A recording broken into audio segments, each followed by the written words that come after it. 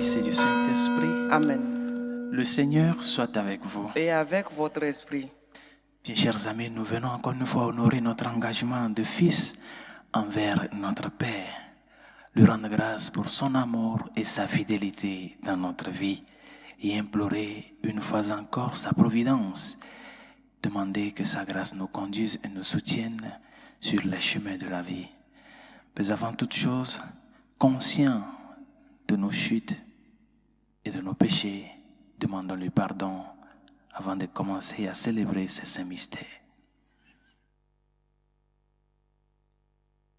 Je confesse à Dieu Tout-Puissant, je reconnais devant vous, frères et sœurs, que j'ai péché en pensée, en parole, par action et par omission. Oui, j'ai vraiment péché. C'est pourquoi je supplie la bienheureuse Vierge Marie, tous les anges et tous les saints, et vous aussi, frères et sœurs, de prier pour moi, le Seigneur notre Dieu. Que Dieu Tout-Puissant nous fasse miséricorde, qu'il nous pardonne tous nos péchés et nous conduise à la vie éternelle. Amen. Seigneur, prends pitié. Seigneur, prends pitié. Ô Christ, prends pitié. Ô Christ, prends pitié. Seigneur, prends pitié. Seigneur, prends pitié. Prions le Seigneur. Accorde-nous, Dieu Tout-Puissant, de conformer à ta volonté nos paroles et nos actes dans une inlassable recherche des biens spirituels. Par Jésus le Christ, notre Seigneur et notre Dieu, qui vit et règne avec toi le Saint-Esprit, maintenant et pour les siècles des siècles. Amen.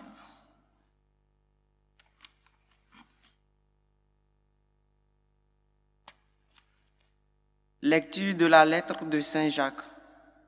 Frères, ne gémissez pas les uns contre les autres, ainsi vous ne serez pas jugés. Voyez, le juge est à notre porte. Frères, prenez pour modèle d'endurance et de patience les prophètes qui ont parlé au nom du Seigneur. Voyez, nous proclamons heureux ceux qui tiennent bon. Vous avez entendu dire comment Job a tenu bon, et vous avez vu ce qu'à la fin le Seigneur a fait pour lui, car le Seigneur est tendre et miséricordieux. Et avant tout, mes frères, ne faites pas de serment, ne jurez ni par le ciel ni par la terre, ni d'aucune autre manière, que votre oui soit un oui, que votre non soit un non. Ainsi, vous ne tomberez pas sous le jugement. Parole du Seigneur. Nous rendons grâce à Dieu. Le Seigneur est tendresse et pitié. Le Seigneur est tendresse et pitié. Bénis le Seigneur, ô mon âme. Bénis son nom très saint, tout mon être. Bénis le Seigneur, ô mon âme. N'oublie aucun de ses bienfaits. Le Seigneur est tendresse et pitié, car il pardonne toutes tes offenses et te guérit de toute maladie. Il réclame ta vie à la tombe et te couronne d'amour et de tendresse. Le Seigneur est tendresse et pitié. Le Seigneur est tendresse et pitié, lent à la colère et plein d'amour. Il n'est pas pour toujours en procès, ne maintient pas sans fin ses reproches. Le Seigneur est tendresse et pitié. Comme le ciel domine la terre, fort est son amour pour qui le craint. Aussi loin qu'est l'Orient que l'Occident, il met loin de nous nos péchés. Le Seigneur est tendresse et pitié.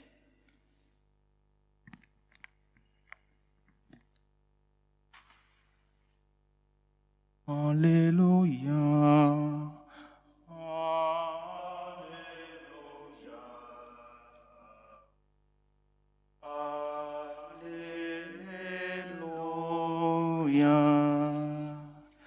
Le Seigneur soit avec vous. Et avec votre esprit.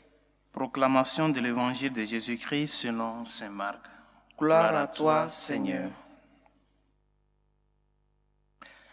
En ce temps-là, Jésus arriva dans le territoire de la Judée, au-delà du Jourdain. De nouveau, des foules s'assemblèrent près de lui et de nouveau, comme d'habitude, il les enseignait. Des pharisiens l'abordèrent et pour le mettre à l'épreuve, ils lui demandaient « Est-il permis à un mari de renvoyer sa femme ?» Jésus leur répondit « Que vous a prescrit Moïse ?» Ils lui dirent Moïse a permis de renvoyer sa femme à condition d'établir un acte de répudiation. Jésus répliqua, « C'est en raison de la dureté de vos cœurs qu'il a formulé pour vous cette règle. Mais au commencement de la création, Dieu les fit hommes et femmes. À cause de cela, l'homme quittera son père et sa mère, il s'attachera à sa femme et tous deux deviendront une seule chair. Ainsi, ils ne sont plus deux, mais une seule chair. Donc, ce que Dieu a uni, que l'homme ne le sépare pas. » De retour à la maison, les disciples l'interrogeaient de nouveau sur cette question. Il leur déclara, « Celui qui renvoie sa femme et en épouse une autre devient adultère envers elle. Si une femme qui a renvoyé son mari en épouse un autre, elle devient adultère. » Acclamons la parole de Dieu. Louange à toi, Seigneur Jésus. L'un des points les plus notables du message de Jésus, la nouveauté qu'apporte le message du Seigneur Jésus-Christ, de par la loi antique, c'est son enseignement sur l'indissolubilité du mariage. C'est l'une des questions d'actualité aujourd'hui. Tant de débats s'établissent autour de cette question, non pas seulement dans le contexte ecclésial, même hors de ce contexte, il y a ce débat aussi qui occupe les tables et les conférences. Non? L'homme se pose la question, est-il vrai que l'union de l'homme et de la femme dans le contexte matrimonial est fait pour toute la vie? C'est-à-dire, reprenant cette question dans un contexte que Benoît XVI, le pape Benoît XVI avait formulé, l'homme peut-il s'engager pour toute la vie? C'est ça la question. L'homme peut-il s'engager pour toute la vie? Et c'est ce débat qui occupe aujourd'hui les auditoires, les conférences, même au sein de l'Église. Rappelez-vous bien qu'il y a quelques années, 2 synodes ont été célébrés sur la famille. Synodes qui ont donné lieu à l'encyclique Amoris Laetitia. Et c'est en cela nous sommes. L'homme est créé pour la communion.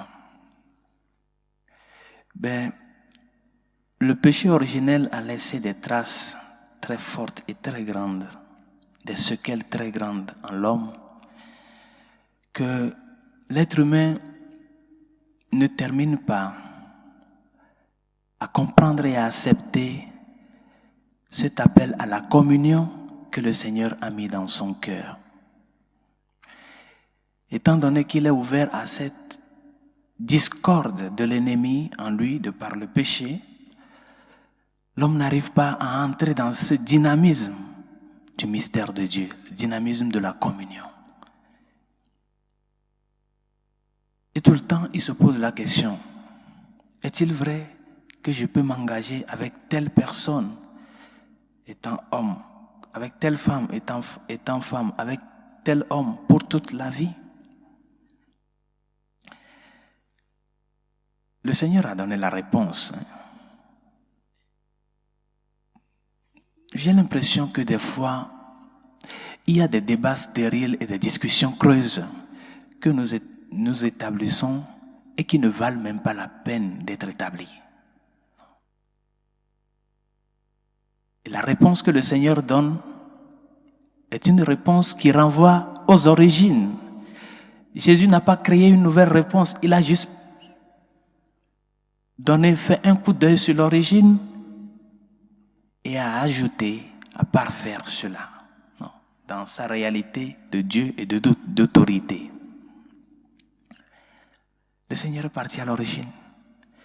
Comment est-ce que le Père, aux origines de la création, a établi la loi là.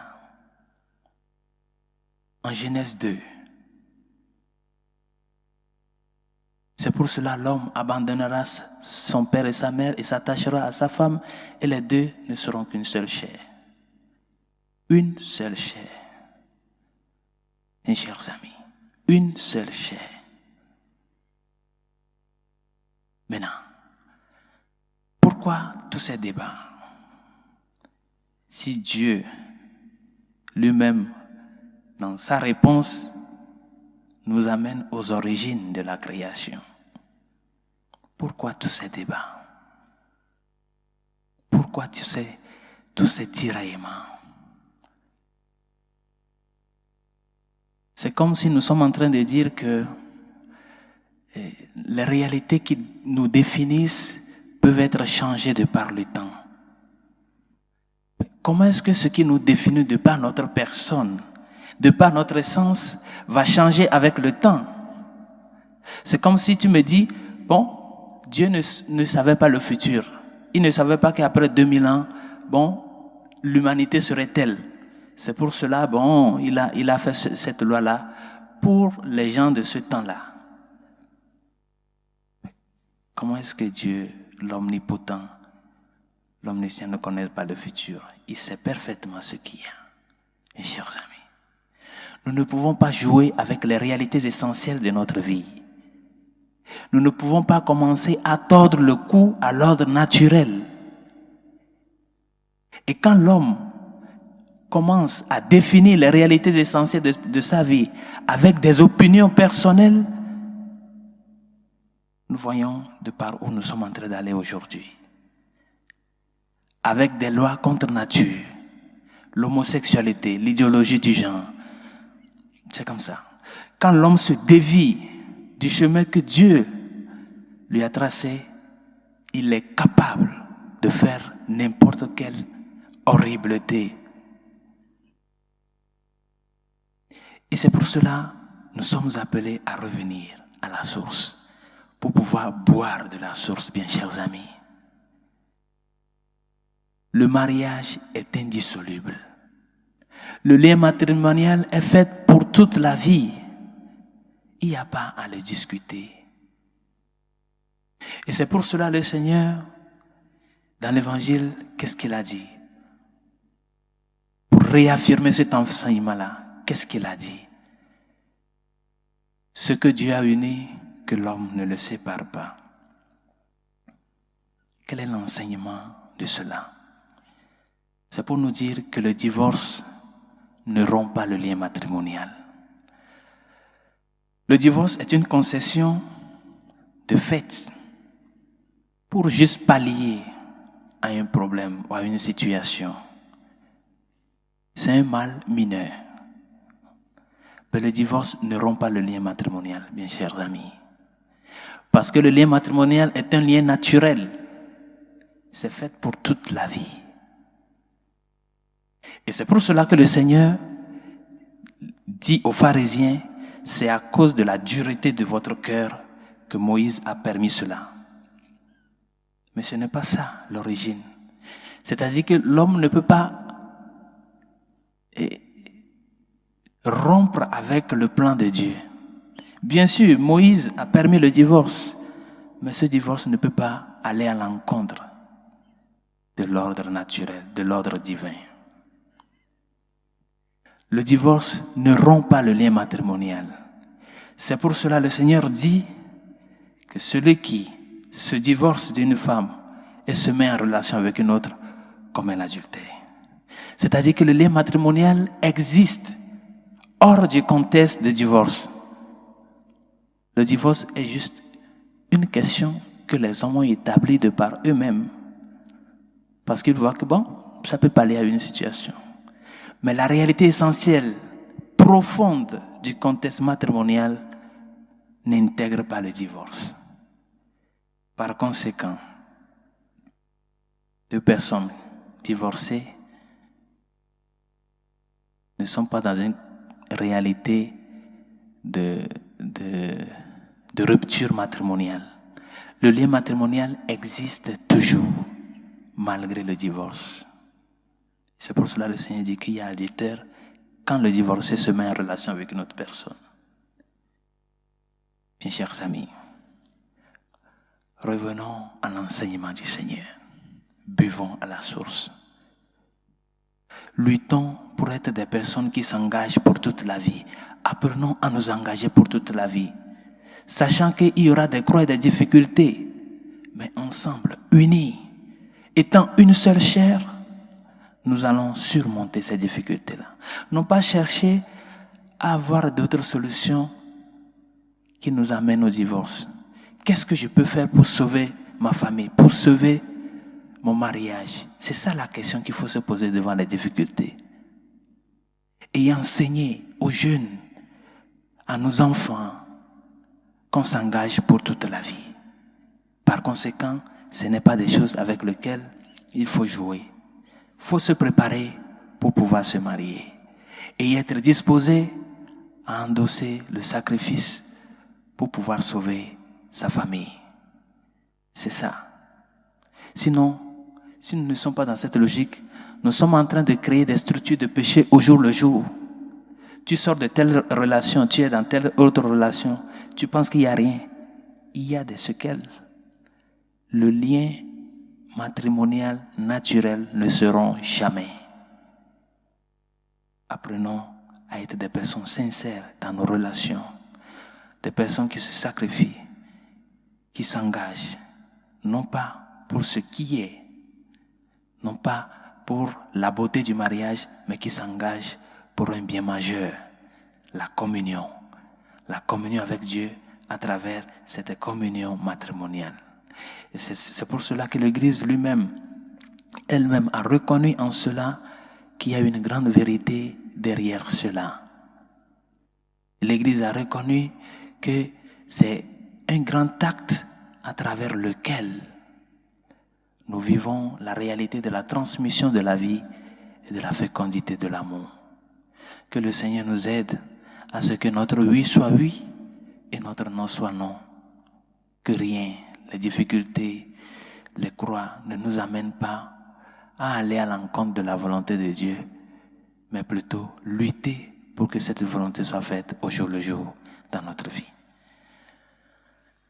Pour la Sainte Église catholique et ses pasteurs, afin que fidèles au message du Christ, nous portons haut ce message à tous les cœurs. Seigneur, écoute-nous. Seigneur, exauce-nous. Pour les malades, ceux qui souffrent dans leur corps et dans leur âme. Pour ces personnes qui sont, ces enfants qui sont dans la pédiatrie, les victimes de l'avortement, les victimes de l'euthanasie, Seigneur, écoute-nous. Seigneur, exauce-nous. Pour nos gouvernants, afin que leur gestion cherche avant toute chose à construire la personne, la bonne répartition des biens communs et la dignité de la personne humaine, Seigneur, écoute-nous. Seigneur, exauce-nous. Pour la paix dans le monde, prions spécialement pour l'Ukraine, afin que la paix y règne, que la guerre avec la Russie y cesse, que nous puissions revenir à la communion de vie comme le Seigneur nous le demande. Seigneur, écoute-nous. Seigneur, exauce-nous.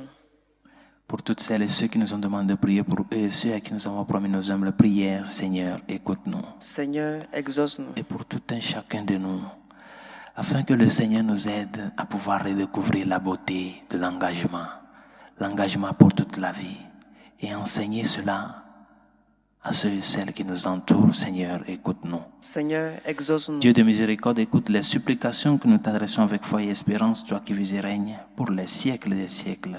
Amen.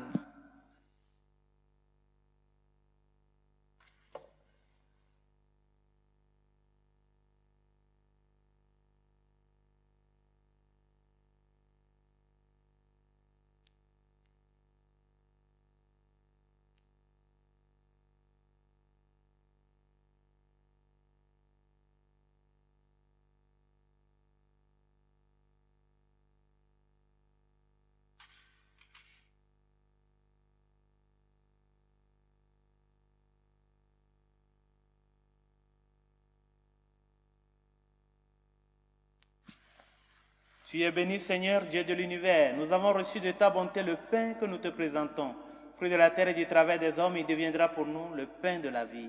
Béni soit Dieu maintenant et toujours. Tu es béni, Seigneur, Dieu de l'univers. Nous avons reçu de ta bonté le vin que nous te présentons. Fruit de la vigne et du travail des hommes, il deviendra pour nous le vin du royaume éternel.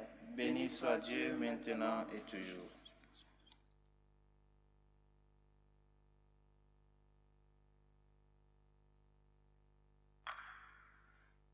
Prions ensemble d'offrir le sacrifice de toute l'Église pour la gloire de Dieu, le salut du monde. En célébrant avec respect tes mystères, Seigneur, nous te supplions humblement que les dons offerts pour te glorifier servent à notre salut. Par Jésus le Christ, notre Seigneur. Amen. Le Seigneur soit avec vous. Et avec votre esprit, Élevons notre cœur. nous le tournons vers le Seigneur. Rendons grâce au Seigneur, notre Dieu. Cela est juste et bon. Vraiment, il est juste et bon de te rendre gloire, de t'offrir notre action de grâce toujours et en tout lieu, à toi, Père très saint, Dieu éternel et tout-puissant. C'est par ton Fils bien-aimé que tu as créé l'homme, et c'est encore par lui que tu en as fait une créature nouvelle. Aussi dans l'univers, toutes choses te célèbrent, le peuple des baptisés te glorifie, les saints te bénissent d'un seul cœur. Et déjà nous pouvons avec tous les anges proclamer hautement ta gloire. Saint, Saint, Saint, le Seigneur, Dieu de l'univers. Le ciel et la terre sont remplis de ta gloire. Hosanna au plus haut des cieux. Béni soit celui qui vient au nom du Seigneur. Hosanna au plus haut des cieux. Toi qui es vraiment saint, toi qui es la source de toute sainteté, Seigneur, nous te prions.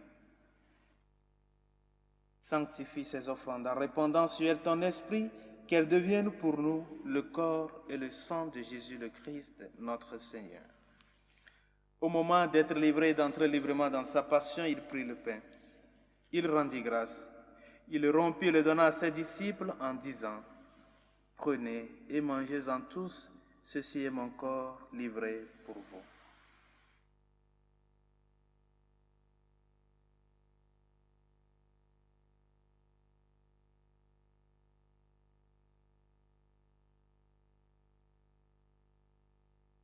De même, à la fin du repas, il prit la coupe. De nouveau, il rendit grâce et la donna à ses disciples en disant, « Prenez et buvez-en tous, car ceci est la coupe de mon sang, le sang de l'alliance nouvelle et éternelle, qui sera versé pour vous et pour la multitude en rémission des péchés. Vous ferez cela en mémoire de moi. »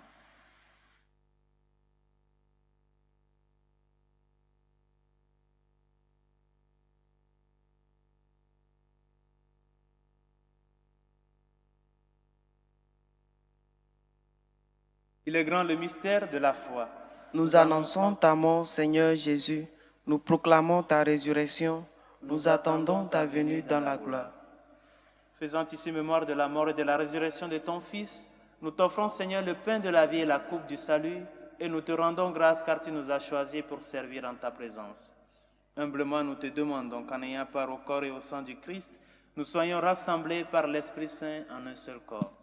Souviens-toi, Seigneur, de ton Église répandue à travers le monde. Fais-la grandir dans ta charité avec le pape François, notre évêque Carlos et tous ceux qui ont la charge de ton peuple. Souviens-toi aussi de nos frères qui se sont endormis dans l'espérance de la résurrection, de Martin, nos familiers et amis défunts, et de tous les hommes qui ont quitté cette vie, reçois-les dans ta lumière auprès de toi. Sur nous tous, enfin, nous implorons ta bonté. Permets qu'avec la Vierge Marie, la bienheureuse Mère de Dieu, Saint Joseph, son très chaste époux, avec les apôtres et les saints de tous les temps qui ont vécu dans ton amitié, nous ayons part à la vie éternelle et que nous chantions ta louange par Jésus-Christ, ton Fils bien-aimé. Par lui, avec lui et en lui, à toi, Dieu le Père Tout-Puissant, dans l'unité du Saint-Esprit, tout honneur et toute gloire pour les siècles des siècles. Amen. Unis dans le même esprit, nous pouvons dire avec confiance la prière que nous avons reçue du Sauveur. Notre Père qui es aux cieux, que ton nom soit sanctifié, que ton règne vienne, que ta volonté soit faite sur la terre comme au ciel. Donne-nous aujourd'hui notre pain de ce jour. Pardonne nos offenses comme nous pardonnons aussi à ceux qui nous ont offensés. Et ne nous laisse pas entrer en tentation, mais délivre-nous du mal. Délivre-nous de tout mal, Seigneur, et donne la paix à notre temps. Par ta miséricorde, libère-nous du péché.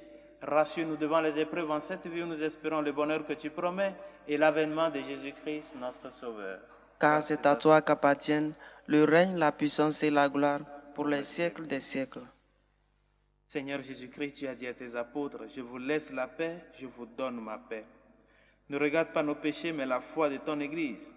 Pour que ta volonté s'accomplisse, donne-lui toujours cette paix et conduis-la vers l'unité parfaite, toi qui règnes pour les siècles des siècles. Amen. Que la paix du Seigneur soit toujours avec vous. Et avec votre esprit. Agneau de Dieu qui enlève les péchés du monde, Prends pitié de nous.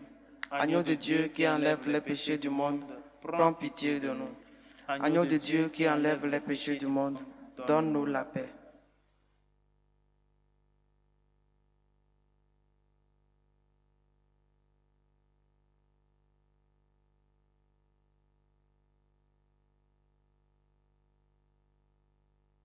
Heureux les invités au repas du Seigneur. Voici l'agneau de Dieu qui enlève les péchés du monde. Seigneur, je ne suis pas digne de te recevoir, mais dis seulement une parole et je serai guéri. Le corps et le sang du Christ nous gardent pour la vie éternelle. Amen.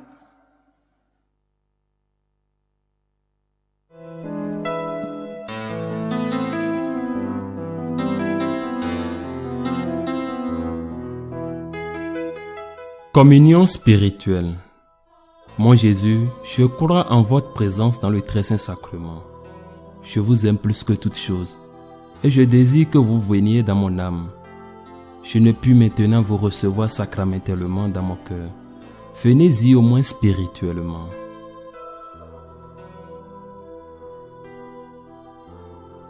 Je vous embrasse comme si vous étiez déjà venu et je m'unis à vous tout entier. Ne permettez pas que j'aie jamais le malheur de me séparer de vous. Amen.